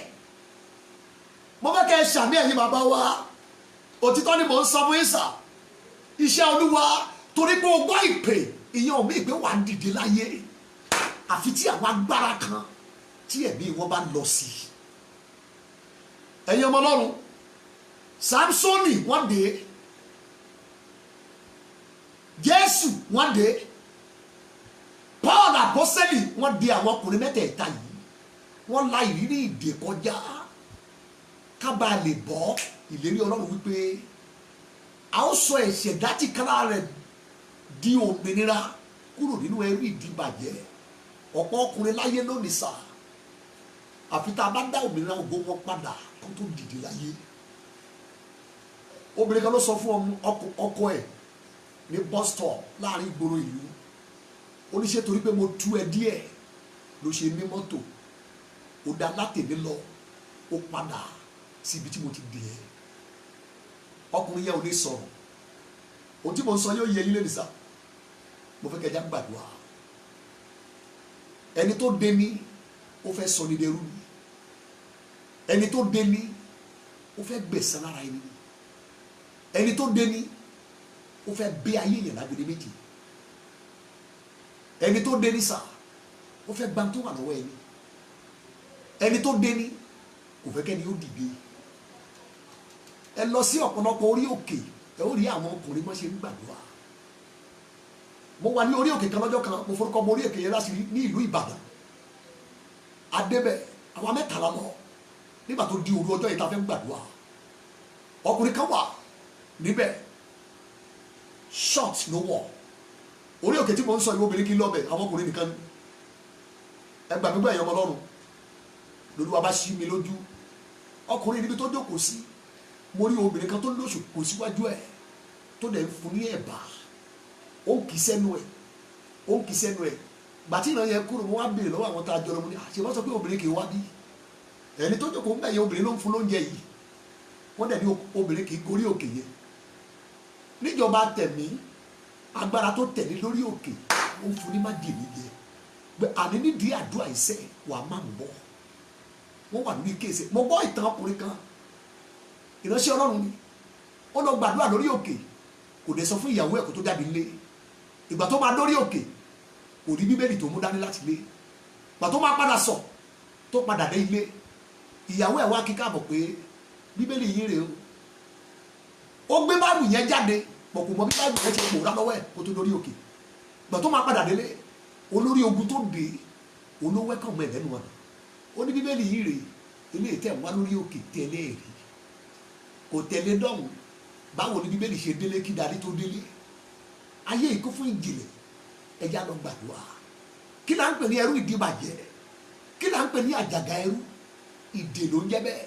Sámsónì wọ́n dé, Jésù wọ́n dé, Paul àpọ́sítélì wọ́n dé. Ẹ̀yin ọmọ Ọlọ́run, àfìgbà tí Jésù fẹ̀mí ẹ̀ di kó tó rí òmìnira lò, òmìnira tó gbà lọ́jọ́ yẹn òun lèmi àti ẹ̀ lò nínú. ẹjá lọ gbàdúrà sá. bí Jésù bá ta ẹ̀jẹ̀ sílẹ̀ ọ̀pọ̀ ogun ni ò ní ṣẹ́ lórí ayé ènìyàn. dádì ohun tí mo ń gbìyànjú láti sọ lélẹ́yìí sá, àwọn ìdè kan wà èyí tó ní láti jálé ni, tó ní láti túlé ni. tí a bá kọ̀ tá a bá tètè já wọn, ọ̀pọ̀ ni yóò fi ìgbédìde pìtàn, ọ̀pọ̀ ni yóò lálàá ìgbéga láyé ṣùgbọ́n tí ó dàbí aràrá títí yóò fi jáde láyé. bí a bá tètè tú àwọn ìdè tí mo fẹ́ gbẹ́nu lẹ́yìn, àwọn ìdè kan wà èyí tí ọkùnrin gbọ́dọ̀ já nínú ìrìn àjò ayé bí ó bá ga láyé. ìdè kan wà tí mo pè ní ìdè ẹ̀jẹ̀. ìdè ẹ̀jẹ̀ eléyìí ló máa ń ti ọkùnrin ṣìṣe, eléyìí ló máa ń sọ ọkùnrin dẹni tó ń gbé ìgbésí ayé bárakú, eléyìí tí olóyìnbó ń pè ní addiction. many nínú ayé lẹ́nu ni wọ́n ní negative addictions, eléyìí tó ń pọ́n wọn lójú, tó ń ní wọn lára ṣùgbọ́n tí wọ́n mọ̀ bó ṣe lè bọ́ mẹ́. bó o ti ń wò mí dáàdi brother, kí ni addiction rẹ? ọtí mímu, àgbèrè, addiction. ẹnìkan kó n church wọn lọ́jọ́ kan olóhùn ò lè ṣe kó o má fọwọ́ kan obìnrin o, òun ò lè join church worker, oníwàásù mi ti gbóná jù ó sì jáde. olóhùn ò lè ṣe láyé òun kó o má fọwọ́ kan obìnrin, so torí náà òun ò lè máa lọ church tí wọ́n ti máa wàásù pé ẹ yàgò fún ìbálòpọ̀ tí ò dáa, ẹ yàgò fẹ́ ṣe àgbèrè, òní no pé òun lè tẹ̀kẹ̀. so nítorí náà ẹ̀yin ọmọ Ọlọ́run, ibi ni mo ti fẹ́ ká gbàdúrà, ibi ni mo fẹ́ ká gbàdúrà sá láàárọ̀ yìí. ìdè tó ń pè ní ìdè ẹ̀jẹ̀, ìdè búburú ni lórí ayé ọkùnrin, kì í jẹ́ kọkùnrin ó dìde. gbogbo resources ló máa ń gbà lọ́wọ́ ọkùnrin, ṣé ló máa ń sọ ọkùnrin di ìsọdahoro, a sì sọ àyẹ̀mọ́ ọkùnrin dáhóró, a sì gba gbogbo resources tó láàmú fún, a sì gbà lọ́wọ́ ẹ̀. ìdè ẹ̀jẹ̀ ó ní agbára ìfiṣòfò, gbogbo tọkùnrin yẹn kójọ a sì gbé èsì ẹ̀, nígbà ìgbẹ̀yìn a sì fi ẹ̀mí ọkùnrin yẹn ṣòfò. ìdè ẹ̀jẹ̀ ó ní agbára kọtìlétà, ìdè ẹ̀jẹ̀ ó ní agbára gbèsè, ìdè ẹ̀jẹ̀ ó ní agbára ẹkún àti omijé, ìdè ẹ̀jẹ̀ ó ní agbára bárakú àti àṣìṣe tí ò ṣe túnṣe. ìdí ni nínú ọ̀pọ̀lọpọ̀ ní ọ̀pọ̀ gbàgbé ìwà ẹlòmíì, iṣẹ́ ẹ̀ bó ṣe ń hùwà, iṣẹ́ ẹ̀ láyé gẹ́gẹ́ bí ọkùnrin ló ń lòdì sí àyànmọ́ ẹ̀ tí ó dẹ̀ mọ̀ pé láti bí ìwà ń láyé ò ti ń wọnú ìdè kò sí mọ́. ẹ̀yin ọmọ náà mo fẹ́ ká pray ní àárọ̀ yìí. ìdè kejì, kí n tó lọ sí ìdè kejì yẹn, ìwé Jòhánù kínní orí 5 ẹsẹ̀ 9, bíbélì pé mẹ́ta ló máa ń jẹ́rìí, òun mẹ́ta ló máa ń jẹ́rìí lẹ́ẹ̀kan náà, ẹ̀mí, ẹ̀jẹ̀ àti omi. ọ̀pọ̀lọpọ̀ ìdè nínú ayé ọkùnrin ẹ̀jẹ̀ ló ṣẹlẹ̀ rí ẹ̀. so tí bá sọ pé ìdè ẹ̀jẹ̀, mo ń sọ nípa ìdè èyí tí ẹ̀jẹ̀ gbèrò nínú ayé ẹ̀. Number 2, ìdè kejì tí ọkùnrin gbọ́dọ̀ já, onímọ̀ pè ní ìdè oúnjẹ. ìdè oúnjẹ. Genesis 25:34. Genesis 25:34. oúnjẹ ní bọ̀dá wa Ísọ̀ jẹ, ìpín ẹ̀ ló di ní sí wọnú ìdè. èèyàn ṣe ń jẹ àṣàrò nínú kitchen kí ògidì ayé ẹ̀dẹ̀ wọnú ìdè lọ. ìjọ mẹ́yọ ọkùnrin lónìí sá, Yorùbá wípé ọ̀nà ọ̀fun lọ̀nà ọ̀run. tó o bá fẹ́ mú ọkùnrin ní kíákíá fún lóúnjẹ, tó o bá fẹ́ darí ọkùnrin fún ní tí ó jẹ. ìdí nìyí tó fi yá lọ́wọ́ àwọn ọ̀tá láti tètè mú ọkùnrin láti pàṣẹ obìnrin, torí ọ̀nà fún ọkùnrin òun ní ọ̀nà sí ọ̀run ẹ̀. ìjọmọ tó ti jẹ nínú ara, ìjọmọ tó ti jẹ nínú ẹ̀mí, gbogbo àṣejẹ ìjọ rántí, gbogbo àṣejẹ ìjọ rántí ẹ̀. oúnjẹ ìmùlẹ̀, oúnjẹ májẹ̀mú, oúnjẹ tí wọ́n ní kó wá jẹ, èyí táwọn kan tí wọ́n pín fún ọ̀pọ̀ èrò tí wọ́n náà jẹ láàrin èrò, láti bẹ̀ wọ́n gba òmìnira. ìdè oúnjẹ òkùnkùn èyí tí àwọn èèyàn jẹ nínú ara nínú ẹ̀mí, ayé wọn wọnú ìdè lọ. Number 3, ìdè kan wà tí mo pè ní ìdè ilé àná. ìdè ilé àná ìdè ilé àná 1 Samuel 18:21 1 Samuel 18:21 Sọ́ọ̀ ó ní ẹ má wọrí ọmọ yẹn ò ní pẹ́ wọnú ìdè mi wọ́n ní kí ló dé ó ní ẹ bá mi sọ fún kó wá di àná mi ẹ̀gbọ́n tí Sọ́ọ̀lù wí ó lè mi ó fún ní Míkálì ó ní yóò jẹ́ ìdẹ́kùn fún èèyàn ti ṣe ń gbàyàwó lọ́wọ́ bàbá àti ìyá ìdè lẹ́lòmí ìfẹ́ kì í ṣe ìyàwó lọ́jọ́ tẹ́lòmí ti márì ọjọ́ ẹ̀ ló ti wọnú ìdè mo gbọ́ nípa ọkùnrin kan lọ́jọ́ alẹ́ wedding reception night wọ́n parí reception wọ́n sì lọlé nígbà tí wọ́n dé ilé ẹ̀dẹ̀mọ̀ ìyá ìyàwó bá wọn délé àwọn àlejò tó kù wọ́n sunlé wọn mọ́jú ọkùnrin tó ṣẹ̀ṣẹ̀ gbéyàwó ó láàlá kí lórí lójú àlá ẹ̀ ó rí ìyá ìyàwó ẹ̀ táwọn jọ sùn lé ó di ọwọ́ ẹ̀ mú lójú àlá ó ní tẹ̀lé mi ká lọ nígbà tí wọ́n lọ gẹ́gẹ́ bí ọ̀rọ̀ rẹ̀ ó láwọn débi ẹnu bodè tó sílẹ̀ fúnra ẹ̀ láìsẹ̀ tó fọwọ́ kàn onímọ̀ tún ṣe ń lọ àwọn tó kọ́ ẹnu bodè mí àwọn tó kọ́ ẹnu bodè mí ìgbà tó máa kà ó jẹ́ 39 gates nígbà tó wọ́n dé 39 gates ilé tó jẹ́ nọ́mbà 39 ó ní orí àwọn òmìnira ńlá tí wọ́n sọ́màrì òmọ́ni ó ní ìyá ìyàwó ń sọ pé ẹ gbà ẹ fàyè ẹ̀ ṣe tó bá wù yín ìyá ìyàwó dẹ̀ padà ó lóun wò bó ṣe ń lọ ó lóun wò bó ṣe ń lọ àwọn ará bíbẹ̀ dìímú pé wọ́n ní ká fi ẹ́ ṣe tó bá wù wá èyí ló rí lójú àlá ẹ̀ ló bá tají ọkùnrin bíi tìyẹn ni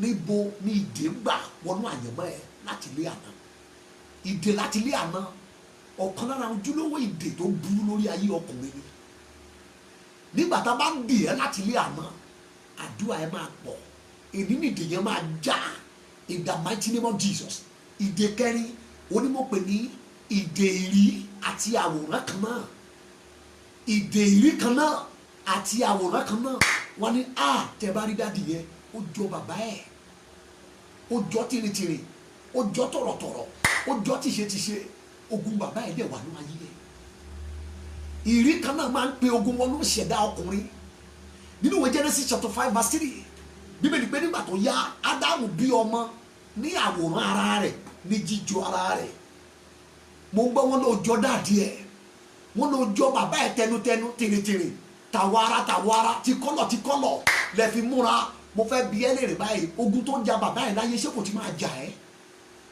o wá ṣe jẹ́ kí ìdè yẹn jálẹ̀ ní kó o má parí ẹ̀ síbi tí bàbá ẹ̀ parí ẹ̀ sí ìrí kan náà àwòrán kan náà àfijọ búburú eléyìí tó di ayé ẹni mọ́lẹ̀ láti lè rìn nínú òmìnira ògo eléyìí tá a yàn fún nínú Kristi.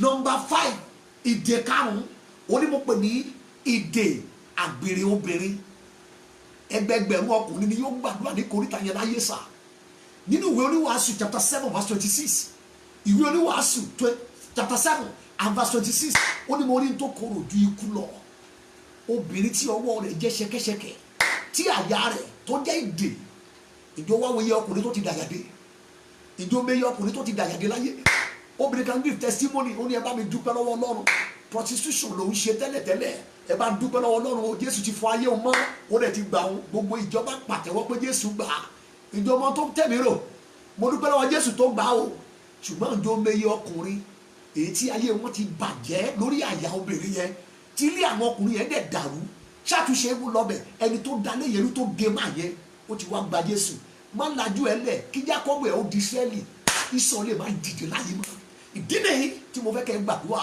ọ̀pọ̀ ọkùnrin láyé ní ògidì wọn tí yóò ní ayé àgbèrè obìnrin ti dè wọn ó so wọn lókun mọ́lẹ̀ wọn ò sì lọ máa wo odidi pòfẹ́sọ̀ tó ságbọ̀ọ́gbọ̀ tẹ̀lé ọmọ 30 years pòfẹ́sọ̀ dẹ̀ ti wọ 60 kí ló dẹ̀ fà á nítorí àgbèrè máa wọ máa yí wọ́pọ̀ tó wà wá wọ ọmọ tó ń sọ́tẹ̀lé wá wọ ọmọ ebó ṣe ń pè ní bébì wọ́n jẹ́ ń tẹ̀ irú ẹ̀ kì í ṣe bébì mọ́ ó ti ń dàgbà bọ̀ nítorí àgbèrè láti fi dè ẹ́ ọmọ yẹn kọ̀ bá tiẹ̀ ló bá sọ ẹ́ di bébì pẹ̀lú bó ṣe jẹ́ adọ́ọ̀tì tó wọ́n ní kí ló tó ń pè é ní bébì ó ní you are my love ó wá fún ẹ ní ìdè eléyìí tó jẹ́ ojúlówó àgbèrè obìnrin kò jẹ́ kí ọ̀pọ̀lọpọ̀ parí eré ìje wọn láyé ẹgbẹgbẹ̀rún ọkùnrin ló ti kó sínú ihò gíga yíhá yẹn àti jáde okòwò agbára àti ẹnu àánú Elédùmarè ọ̀rọ̀ wípé à ń sọ ìṣẹ̀dájì kara ẹ̀ di òmìnira kúrò lọ́wọ́ ẹrú ìdíbàjẹ́ èyí tá a fi ń pè wọ́n ní bébì nítorí àgbèrè. ẹ já wo nọ́mbà 6 ìdè kẹfà ó ní mo pè ní ìdè ọ̀tá ìdílé. ìdè ọ̀tá ìdílé, ìdè ọ̀tá ìdílé. Àwọn Júdà ló lọ bá Sámsónì, Judges chapter 15 verse 12. Àwọn ló lọ bá Sámsónì pé ìdílé kan náà ni wá, ẹbí kan náà ni wá, agboolé kan náà ni wá, oríkì kan náà lájọ ń lò, ẹ̀jẹ̀ kan náà ló wà lára wa.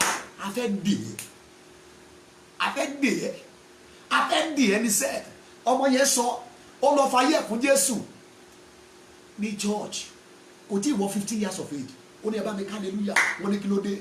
Ó ní Ọlọ́run gbà wọ́n ni, Ọlọ́run gbà wọ́n lọ́wọ́ Sátánì. Kí ló ṣe rí? Ó ní ẹ̀gbọ́n tó kú láìpẹ́ tí ayé mọ̀, ó lò lò ń pa. Máa yẹn láti primary school ẹ̀ gẹ́gẹ́ bí ìtàn tí mo gbọ́, wọ́n fún ní nickname láìwòwe. Ó ní nickname tó fún ní school dìgbò tó ṣe mọ̀wé. Ó kàdé yunifásitì, ẹ̀yọ́ ọmọ Ọlọ́run. Ó kú lórílẹ̀-èdè Nàìjíríà, ó lọ sí òkè òkun láti lọ ka ìwé PhD. Òkè òkun yẹn ló wà. Ó kù ọ̀sẹ̀ méjì kí wọ́n gba certificate PhD kó máa bọ̀ lé pẹ̀lú ògo ńlá. Ó tẹ̀lé àwọn ọ̀rẹ́ ẹ̀ kó lọ wẹ̀ ní odò. Ẹ̀dẹ̀mọ̀ nílùú òyìnbó, àwọn ọ̀rẹ́ òyìnbó nígbà tó máa dé bí odò láti wẹ̀, wọ́n lọ bẹ́ látòkè, wọ́n bẹ́ sínú omi. Ó mọ̀ bọ́ ṣe ń wẹ̀ mí ní swimming pool yẹn. Ibẹ̀ ló lọ pẹ̀lú àwọn ọ̀rẹ́ ẹ̀ ní etí odò yìí ní ìṣẹ̀lẹ̀ ti ṣẹ̀. Ó lọ sókè, ó fẹ́ bẹ́ sínú omi. Ìṣẹ̀lẹ̀ kan ṣẹlẹ̀ tí ò yé. Omi yẹn kìíní kan sùn síwájú. Ó gbé orí tiẹ̀ wá síbi pèpéle ilé tó wà lẹ́gbẹ̀ẹ́ omi yẹn. Nígbà tó lá orí mọ́ pa, orí yẹn là, ọpọlọ jáde síta. Ibẹ̀ náà ti gbé òkú ẹ̀, wọ́n gbé wá sílé sí Nàìjíríà. Ìkan nínú ilẹ̀ Yorùbá yìí ni wọ́n gbé wá sí Nàìjíríà padà wá sí ilé. Ní ọjọ́ tí wọ́n ń sin gan-an, àwọn òyìnbó méjì ni wọ́n wá láti ìlú òyìnbó pé àwọn dé pẹ̀lú certificate ẹ̀, PhD certificate. Àwọn yẹn dé sí ọjọ́ ìsìnkú ọmọkùnrin tó jẹ́ ọ̀rẹ́ wọn. Ìyàlẹ́nu bẹ̀rẹ̀ lẹ́yìn sáwó.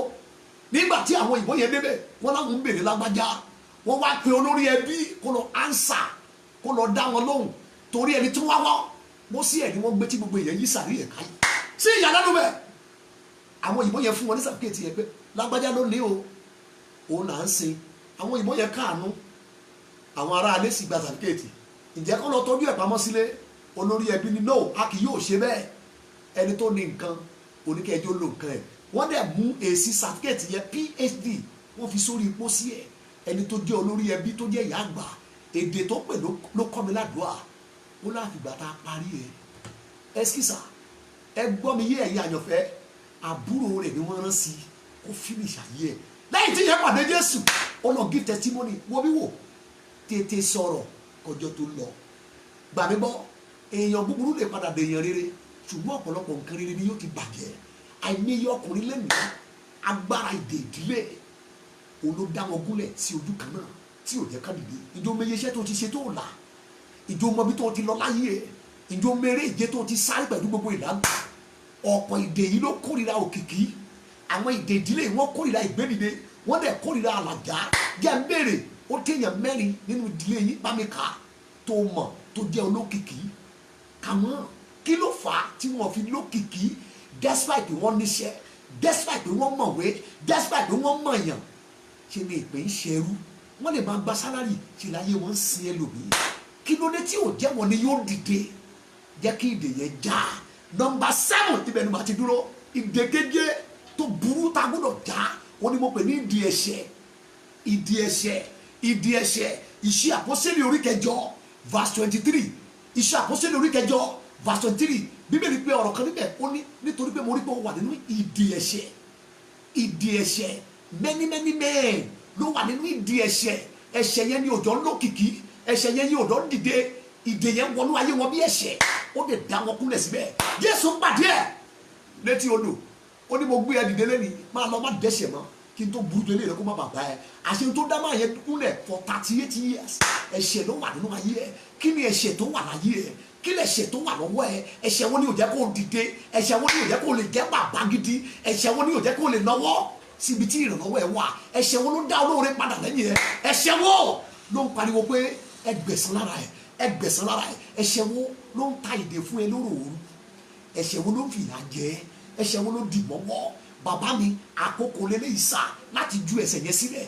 Ìdè kan wà tó jẹ́ pé ẹ̀ṣẹ̀ ló ń sponsor ẹ̀, ẹ̀ṣẹ̀ ló ń ro lágbára. Anytime tó bá ti ń hùwà yẹn, anytime tó bá ti lọ ṣe kiri yẹn, anytime tó bá ti sọ ọ̀rọ̀ yẹn, anytime tó bá ti lọ jẹ́ kiri yẹn, ìdè yẹn sì máa lágbára. Mo ń sọ nípa ìdè tó ní oríṣi nínú ẹ̀ṣẹ̀ ọwọ́ ẹ̀. Ẹ̀ṣẹ̀ wo ló wà lọ́wọ́ ẹ̀? Ẹ̀ṣẹ̀ wo ló dì mọ́wọ́? Kí ló ń bò?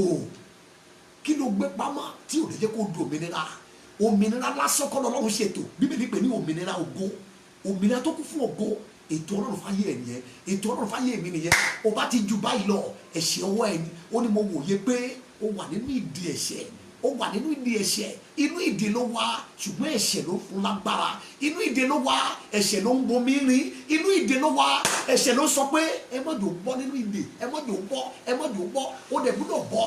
Jésù ti lọ ṣọyanjú ẹ̀ lórí àgbélébú. Ó ti Jésù sọ pé ó parí. Kí ló tó tún dì mọ́wọ́ bàbá? Kí lẹ̀ṣẹ̀ tó wà lọ́wọ́ ẹ̀? Bọ̀dá mi, kí lẹ̀ṣẹ̀ tó ń bò? Ẹ̀ṣẹ̀ wo ló kọ̀ tó jẹ́wọ́ ẹ̀? Bíbélì tèmi wípé ẹnikẹ́ni tó bá jẹ́wọ́ ẹ̀ṣẹ̀ tó sì kọ̀lẹ̀ yóò ra àánú gbà. Ìtàn yẹn ò parí síbẹ̀. Àánú lè yí ìtàn yẹn padà. Ju ẹ̀ṣẹ̀ ọwọ́ ẹ̀ sílẹ̀. Ju ẹ̀ṣẹ̀ ọwọ́ ẹ̀ sílẹ̀. Ju ẹ̀ṣẹ̀ ọwọ́ ẹ̀ sílẹ̀ o. Bíbélì wípé ẹ má ṣe jẹ́ ẹlẹ́gàn ká má bàa sọ ìdè yín di líle. Ẹlẹ́gàn tó ń sọ mẹ́rin ní ẹlẹ́ṣẹ̀. Ẹ má ṣe jẹ́ ẹlẹ́ṣẹ̀ ká má bàa sọ ìdè yín di líle. Ọ̀pọ̀ ọkùnrin ni ò lè dìde láyé mọ́. Ẹ̀ṣẹ̀ ló yà wọ́n láàrọ̀. Wọ́n ò dẹ̀ fẹ́ mọ̀ pé ẹ̀ṣẹ̀ yẹn ni. Ẹ wo ògo tó wà lórí ẹ̀. Ẹ wo ìràwọ̀ tó wà lórí ẹ̀. Ẹ lọ sí ọgbà ẹ̀wọ̀n lẹ́nìí. Ẹ lọ kà ní méjì mẹ́ta. Ẹ̀ṣẹ̀ tó gbé àwọn ọkùnrin bí ọgbà ẹ̀wọ̀n. No matter irú ẹyẹ àwọn fan tó ní, bí ẹ̀ṣẹ̀ yẹn ò bá kúrò, ẹni yẹn ń padà bọ̀ lẹ́wọ̀n yẹn. Àfi tí ẹ̀ṣẹ̀ yẹn bá kúrò láyé ẹ̀. Ẹ̀ṣẹ̀ ló wà nínú ayé ẹ̀. Mo fẹ́ encourage lẹ́nu ká tó bẹ̀rẹ̀ sí ní gbàdúrà. Ká tó bẹ̀rẹ̀ sí ní gbàdúrà. Tó bá ń wò mí gẹ́gẹ́ bí ọkùnrin, ẹni tó lè bá ẹ yanjú ẹ̀ṣẹ̀ yìí, ó ní Jésù Kristi olùgbàlà. Ó dákọ̀ pẹ́ nínú ìdè. Ibi tá à ń mú ẹ̀rọ láyé ga. Kí ló tún ṣe nínú ìdè mọ́? Ó mẹ́yẹ gbogbo àwọn èrò tí wọ́n súnmọ́ ẹ láyé. Pé tó bá dìde làwọn ayé wọn yóò tó dáa. Má disappoint àwọn yẹn. Àìdìdí ẹ kò ní jẹ́ wọn aṣọ wọ̀ láyé tí wọ́n fi jáde láyé. Torí ìwọ ni wọ́n so wọ́n mọ́. Kò wá ní dáa kí ẹ̀ṣẹ̀ dá ẹ dúró. Jẹ́wọ́ ẹ̀ kó o sì kọ̀ sílẹ̀. Jẹ́wọ́ ẹ̀ kó o sì kọ̀ sílẹ̀. Ǹjọ́ wà nínú ẹgbẹ́ ògbóni? Ǹjọ́ wà nínú ẹgbẹ́ awo? Ǹjọ́ ń ṣoògùn? Mo fẹ́ sọ òtítọ́ fún ẹ lẹ́nu. Jẹ́wọ́ ẹ̀ṣẹ̀ yẹn kó o sì kọ̀ sílẹ̀. Ǹjọ́ ògbó mi tó jẹ́ babaláwo? Ètè ẹ̀tàn ni. Jẹ́ kí n sọ òtítọ́ fún ẹ. Kọ̀ sílẹ̀. Mú Jésù dání. Jẹ́wọ́ ẹ̀ṣẹ̀ ẹ sà. Inú ẹgbẹ́ awo wo ló wà? Ẹgbẹ́ òkùnkùn wo ló dì mú? Ǹjọ́ ògbó mi tó jẹ́ ọmọ court? Jésù ń pè ẹ́. Ó lóun fẹ́ sọ ẹ́ dára. Òun fẹ́ sọ ẹ́ dára. Ṣínà Rambo ó ti ṣe tó ń ṣe yìí rí. Nílé ní ayé ẹ̀ ń tàn bí ìràwọ̀. Ọ̀pọ̀ tó ti bá dẹ́nu iṣẹ́ ìránṣẹ́ yìí, ayé wọn ò tàn tó. Ó kọ ẹ̀ṣẹ̀ yẹn sílẹ̀, ó padà sọ́dọ̀ Jésù. Lọ́wọ́ wọn, Káyọ̀dé Williams, ó ti di Reverend báyìí, ó ti di ìmọ́lẹ̀ tó ń tàn fáyé. Kí ló rò pé Ọlọ́run ò lè gbà ẹ́? Ẹ̀ṣẹ̀ wo lọ́lọ́run ò lè gbà ẹ́ lọ́wọ́ ẹ̀? Kọ ẹ̀ṣẹ̀ ẹ sílẹ̀, ọkùnrin ní ẹ̀.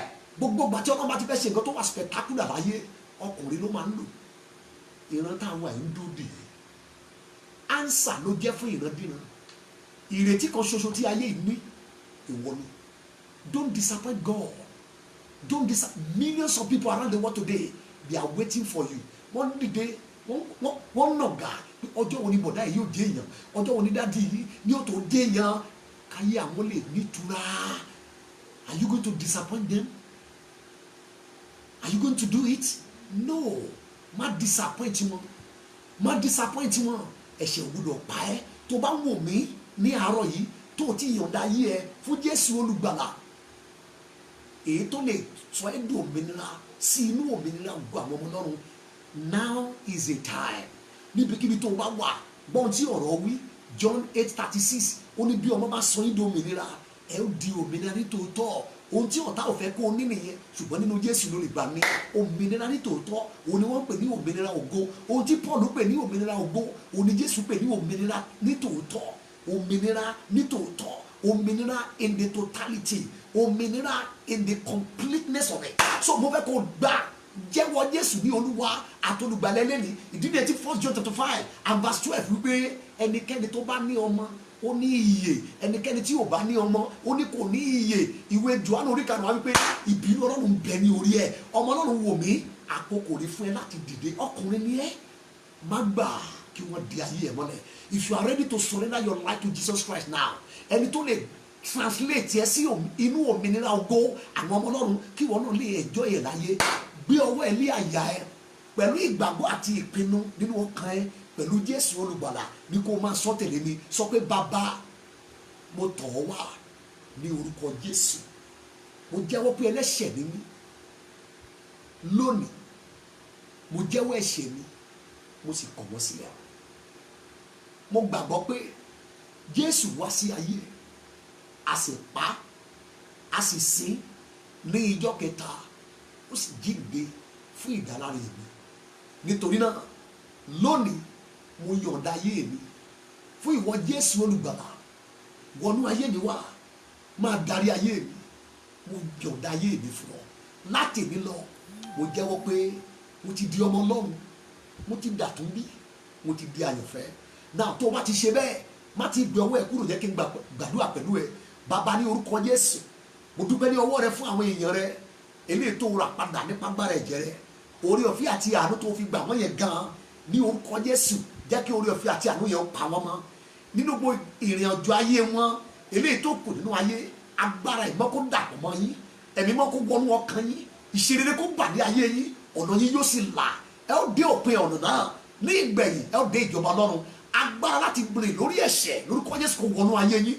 Òwe ajá ti padà sí ebi ẹ o lórúkọ Jésù, òwe yẹn ò ní ṣẹ mọ́ yín lára. Nígbẹ̀yìn ẹ ó dé ìjọba Ọlọ́run. Bẹ́ẹ̀ ni yóò sì rí lórúkọ Jésù Kristi Olúwa wa. Amen, amen. Lẹ́yìn náà mo bá ẹ yọ̀, mo dúpẹ́ lọ́wọ́ Ọlọ́run fún ayé rẹ. A ti mú orúkọ ẹ kúrò nínú ìwé ọ̀run àpáàdì sí inú ìwé ìyè. So nítorí náà wo àdúgbò tó wà yẹn, ìlú tó wà yẹn, wo àyíká ìjọ tó máa ti ń gbàdúrà tí wọ́n dẹ̀ ń sọ̀rọ̀ Ọlọ́run tó yè kóró, yà sí church yẹn, máa bá wọn jọ́sìn mẹ́, darapọ̀ mọ́ ẹbí Ọlọ́run yẹn, kẹjọ máa dàgbà nínú oore ọ̀fẹ́ àtúgbàrà Ọlọ́run. Nígbà ìgbẹ̀yìn ẹ máa retí bíbọ̀ Jésù ní ẹlẹ́ẹ̀kejì. Mo kí ẹ kú oríire. So nítorí náà láti mi lọ, mo kí ẹ kú oríire pé o ti wọnú agbo èyí tí ó máa sọ ẹ̀dá lágbára in the remaining days of your life. Now níbikíbi tó bá wà, ẹja wa gbàdúrà. Gbogbo ẹ̀yin ọkùnrin tẹ́ ń wò mí káàkiri àgbáyé tí ò ń gbé òmìnira ògo Ọlọ́run ń gbẹ yín nínú ìrìnàjò ayé yín. Now ẹja kú orúkọ Jésù. Àdúrà yìí mo fẹ́ ká gbà pẹ̀lú ìtara.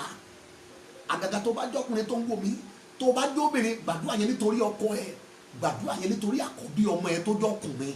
Ṣọ́ra àwọn méjèèjì wọ́n ní í ṣe pẹ̀lú ọjọ́ alẹ́ ẹ. Orúkọ Jésù jẹ́ ẹ̀kan ṣoṣo. Báyìí lẹ ó gbàdúrà. Ẹ̀yin agbára ìdè, ẹ̀yin agbára ìdè ìṣẹ̀dálẹ̀ ilé bàbá mi. Ibi tá a ti lọ mú yẹn dáàdì ó lágbára o.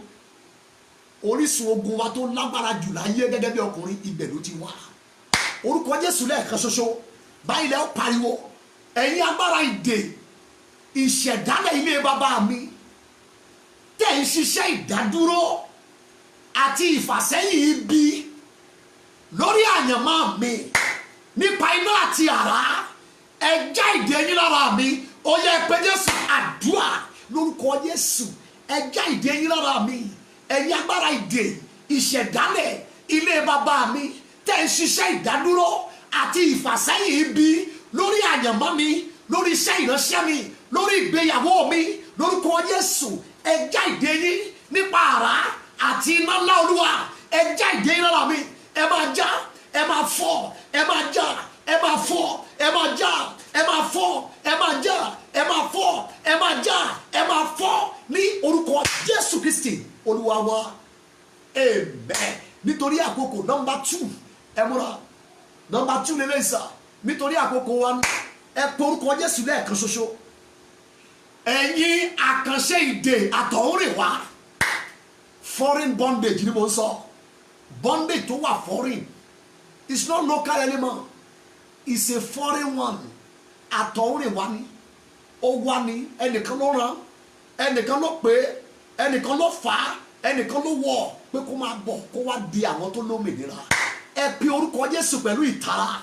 Ẹ̀yin àkànṣe ìdè àtọ̀húnrìnwá tẹ́ mú ìtẹ̀síwájú àti àlàjá mi mọ́lẹ̀ nípa iná àti ẹ̀jẹ̀ ẹ̀já ẹ̀pẹ̀ Jésù yá àdúrà lórúkọ Jésù ẹ máa já ẹ̀yin agbára ìdè àtọ̀húnrìnwá tẹ́ ẹ mú ìtẹ̀síwájú mi àti àlàjá mi so mọ́lẹ̀ nípa iná àti ẹ̀jẹ̀ Jésù ẹ̀já ẹ̀tú ẹ̀já ẹ máa já ní orúkọ Jésù ẹ máa já nípa iná àti ẹ̀jẹ̀ Jésù ẹ máa já lórúkọ Jésù ẹ máa já ní orúkọ Jésù kìsì ẹ já dànù bẹ́ẹ̀ ni kò rí lórúkọ Jésù Olúwa wa.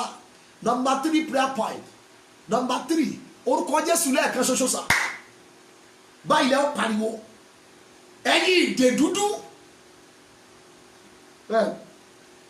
local bondage ló ń jẹ́ bẹ́ẹ̀ ìdè ìbílẹ̀ onímọ̀pẹ̀ ní ìdè dúdú ṣe rí àdúrà wòlíì elétí ẹ̀mí ló máa ń gbọ́ ìṣẹ̀lẹ̀ yóò máa ṣẹlẹ̀ tí ó máa yà yín lẹ́nu ẹ kígbe níbi kí tẹ́ bá wà ẹ kígbe ẹ̀yin ìdè dúdú tẹ́ ń ṣiṣẹ́ àkànmọ́lẹ̀ àti àlùwọlẹ̀ lórí ìdáwọ́lé mi nínú ara nínú ẹ̀mí pẹ̀lú iná àti àrá ńlá ẹ̀já ẹ̀pẹ̀ Jésù yá àdúrà lórúkọ Jésù ẹ máa já dànù ẹ máa fọ́ dànù ẹ̀yin ìdè dúdú ẹ̀yin ìdè ìbílẹ̀ ẹ̀yin ìdè dúdú lọ́wọ́ àjẹ́ dúdú ẹ̀yin ìdè ìbílẹ̀ lọ́wọ́ àjẹ́ ìbílẹ̀ tẹ́ ẹ mú ìṣẹ̀síwájú tẹ́ ẹ ṣiṣẹ́ àlùwọlẹ̀ tẹ́ ẹ ṣiṣẹ́ àkànmọ́lẹ̀ lórí ìdáwọ́lé mi nínú ara nínú ẹ̀mí nípa iná àti ẹ̀jẹ̀ nípa àrá àti náà ẹ máa já ẹ jẹ́ dànù ní orúkọ Jésù Kristi Olúwa wa.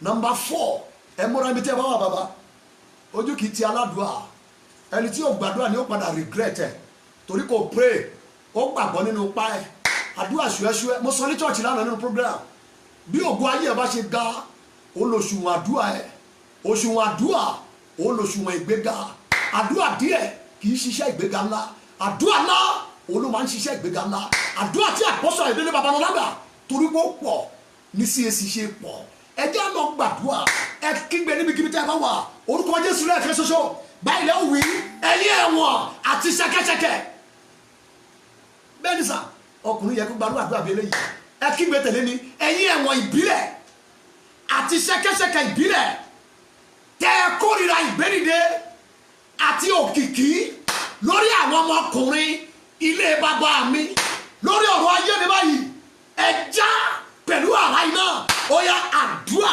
lórúkọ Jésù ní orúkọ Jésù ní orúkọ Jésù lórí ọ̀rọ̀ ayé tèmi ẹ máa túkẹ́ ẹ máa já ṣẹ̀kẹ̀ṣẹ̀kẹ̀ ìbílẹ̀ ẹ̀wọ̀n ìbílẹ̀ tẹ́ kórìíra ìgbédìde tẹ́ kórìíra òkìkí àwọn ọkùnrin ilé bàbá mi lórí ọ̀rọ̀ mi lórí kẹ́sì mi ọ̀rọ̀ tèmi yàtọ̀ ẹ já ẹ máa fọ́dà kẹ́ máa já bẹ́ẹ̀ ní kórí ní orúkọ Jésù Kristi Olúwa wa àmín. Then the last number the last prayer point ẹ gbà pẹ̀lú tara torí orí àlejò alátá wà ní bàbá ń gbàdúrà 100 lórí àkòrí kò tí ì burú jù bọ́n nítorí pé a wà lórí afẹ́fẹ́ ó dẹ̀ ní gbèdéke àkókò tá a máa ń lò ẹ pe orúkọ Jésù olùgbà orúkọ Jésù lẹ́ẹ̀kan ṣoṣo báyìí lẹ́wọ̀ wí o ẹ kígbe Olúwa níbi tí ògo mi ti ń sin ayé aláyé ẹ pàṣẹ kí àrá ìdáǹdè kó tú ayé mi sílẹ̀ ọkùnrin gbàdúrà ni ibi tó gidi ẹ wà ó lè jìnnà síbi tó wà yìí gẹ́gẹ́ wá sí àwọn ló ń lo ayé ẹ̀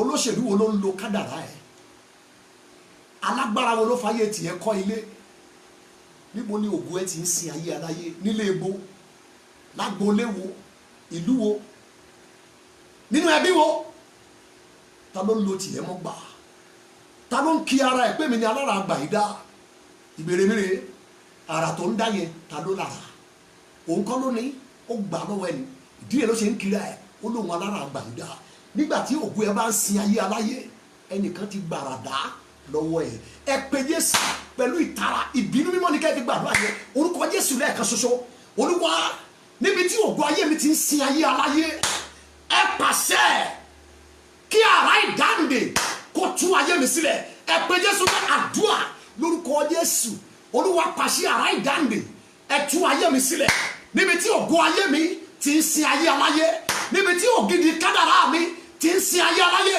ẹ pàṣẹ kí ara ìdáǹdè kó tú ayé mi sílẹ̀. Ọlọ́run gbọ́ àdúrà ní orúkọ Jésù Kristi Olúwa wa. Mo sọ tẹ́lẹ̀ lórúkọ Jésù, àdúrà tẹ́ gbà láàárọ̀ yìí ní orúkọ ti Bàbá, ní orúkọ ti Ọmọ àti ní orúkọ ti Ẹ̀mí Mímọ́, àdúrà yẹn kó di testimony fún yín. Ọwọ́ agbára Ọlọ́run kó sàbálẹ̀ yín. Ẹ̀yin ọkùnrin yẹn sàmì, ayé ẹ̀ dìde lọ́dún yìí. Olórí ogun ayé ẹ̀mí ẹ̀ ń lọ sí. Mo pàṣẹ ní orúkọ Jésù, ẹni tó fi ẹ̀mí kọ́ ogun tó ń jà ẹ́ ní orúkọ Jésù kí ẹ̀mí rẹ̀ kó lọ sí, ẹ̀mí rẹ̀ kó lọ sí. Alágbára tó lò ní dìde ní orúkọ Jésù kó sọ ẹ̀mí ẹ̀ nù. Ìdè tó dá ẹ dúró, ìdè yẹn já. Ìdè tí ò jẹ́ kó ti travel out, ìdè tí ò jẹ́ kó ti kúrò láfíríkà, ìdè tí ò jẹ́ kó kúrò nílùú yìí, ìdè tá a fi oríkì àti yẹ̀pẹ̀ ilẹ̀ ilé bàbá ẹ mọ́ tí wọ́n fi so ẹ lọ́wọ́ so ẹ lẹ́sẹ̀ lẹ́ni ìdè yẹn já. Ó yá gba òmìnira, ọkàn balẹ̀, lọ ṣe rere, lọ bú jáde, ìrànlọ́wọ́ ń lé ẹ bá wà á dẹ̀ rí àánú gbà. Bẹ́ẹ̀ ni yóò sì rí ní orúkọ ti Jésù Kristi Olúwa wa. Amen. Ní agbára Jésù Olùgbàlà, a tún pàdé ara wa ní ọjọ́ Monday tó mọ̀. Ẹ̀yin ọmọ ọlọ́mọ ọkẹ́ kíyèsí, àwọn pàdé àdúrà ọkùnrin every Wednesday aago 9 ló ń wáyé láàárọ̀. Mo fẹ́ kẹ́ ẹ máa fọkàn sí níbikíbi tí ẹ bá wà. Ojú ò lè ti ẹni tó ń gbàdúrà, ẹni tí ó gbàdúrà ó máa regret later. Ọ̀pọ̀ ọkùnrin tó bá ń gbàdúrà ni wọ́n á padà wá mi ayé. Yẹ kí n sòtítọ́ fún ẹ, ipá àti agbára ènìyàn kò lè gbé kí ògo dìde. Ohun tó ń dojú kọ ògo wa pọ̀ ní agbára Jésù. Ẹ̀yin ọkùnrin ẹ share message yẹn, ẹ connect àwọn ọ̀rẹ́ yín tẹ́ fẹ́ káwọn náà jẹ́ èèyàn. Ẹni kó farabalẹ̀ gbọ́, ẹni kó farabalẹ̀ gbọ́ kí wọ́n sì gbàdúrà nú ẹ̀. Nípa bẹ́ẹ̀ ìtìjú yóò lọ, ògo yóò sì di mímọ́. Bí Olúwa ti ń bẹ tí ẹ̀mí ẹ̀ wà, àdúrà tèmi ó di testimony fún ẹ. Mo súre fún yín sà. Bí Olúwa ti ń bẹ tí ẹ̀mí ẹ̀ wà, agbára Jésù kó sàbálẹ̀ yín. Mo fà yín lé aláàánú lọ́wọ́, mo fà yín lé olóore lọ́wọ́. Nínú oṣù yìí kó tó parí, olóore àtàláàánú wọ́n á pàdé ara lórí kéèsì ẹ, wọ́n á lè ràn ẹ́ lọ́wọ́. Ìgbẹ́dìde yóò jẹ́ tiẹ̀, ẹ̀rù rẹ̀ ní bàámu. Orí ọ̀fẹ́ ti Bàbá àti ti Ọmọ àti ti Ẹ̀mí Mọ́ kó wà pẹ̀lú yín, kó sì wà pẹ̀lú èmi náà ní orúkọ ti Jésù Kristi Olúwa wa. Ènìyàn tí ọmọ mi, jẹ́ kọ́ra àwòrán mi.